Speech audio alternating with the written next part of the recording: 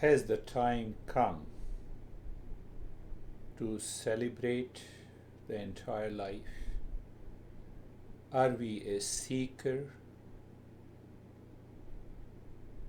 We have been doing the practice of meditation in one way or the other for weeks, years and years, and expecting a change, and the change has yet to come.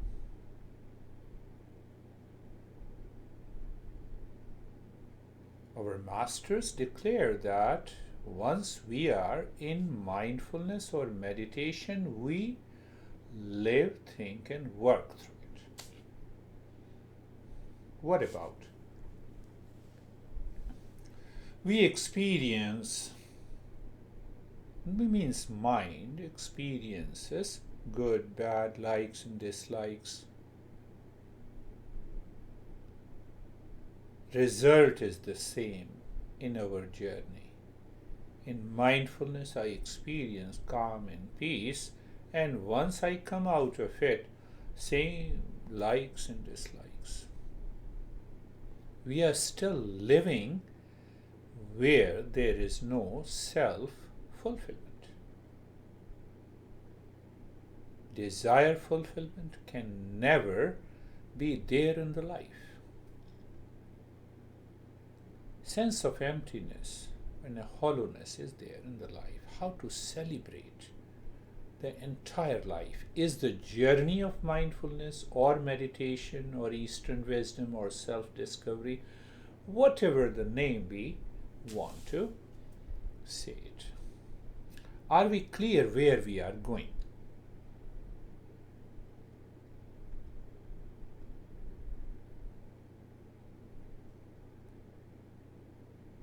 One student said today that, yes, I know where we are going. We are going to our true nature. We are discovering our real nature through the practices of Eastern wisdom.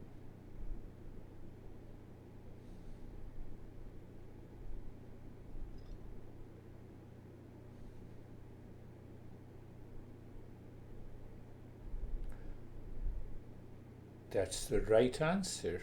Question is, when we desire something in the mind, that mind is constantly thinking, you have feeling, you have images, and the mind is constantly living with that desire. Is my mind is constantly living with that desire to discover the real self, then I am a seeker. And once we become a seeker, 50% of the journey is already done. And the rest 50% comes by regular practice.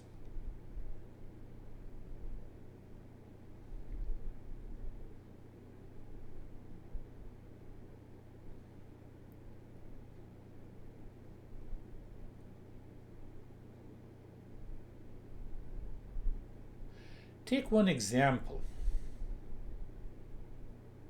Very simple. You are a teacher. Do you ever forget that you are a teacher? The answer is no. You are a husband. Do you ever forget that you are a husband? Whether you are at workplace, whether you are at home, whether you are driving your car, do you ever forget? And the simple answer is no. How can I forget that I am a seeker of my true nature? That is already present within me. It is pulsating, vibrating, hiding behind the mind that is living in me.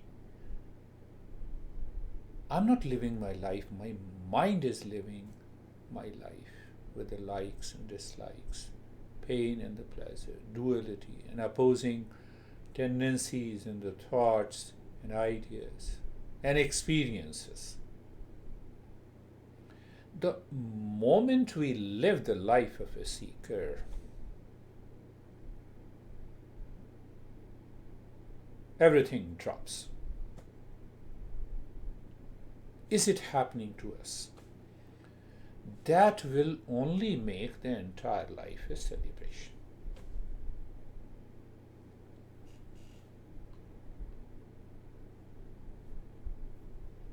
Understand that point.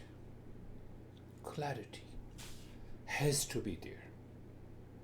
When there is a clarity, you have a clear understanding, the intellect pops up with that idea, that thought, that triggers you. No, I'm not a seeker here. I was a seeker.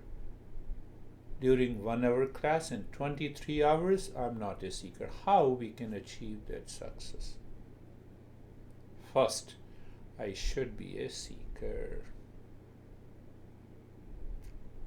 And it only needs a remembrance. It only needs remembering. And that is, remembering is non-verbal. You go to your house, you're a husband.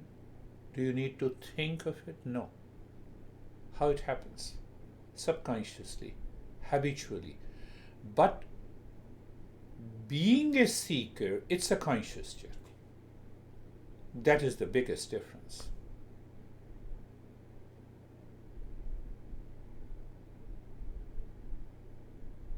My master used to say, how damn you forget your true nature, your essential nature.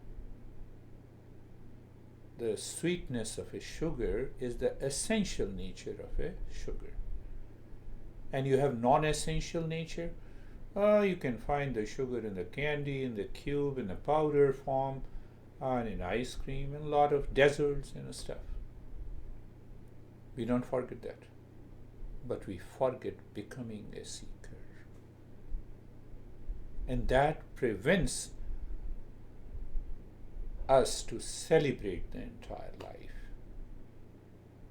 And then what we do, we start celebrating our different event, and we forget that. We get some pleasure, we forget it, and we do it again.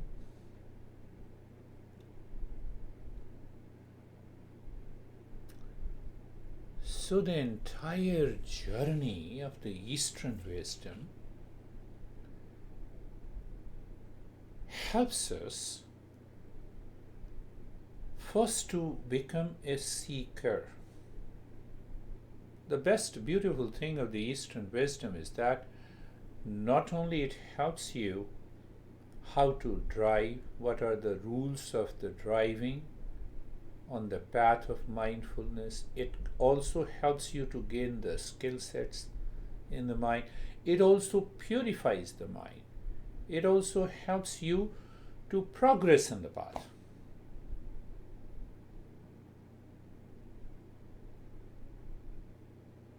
And that is why we say it is sadhana.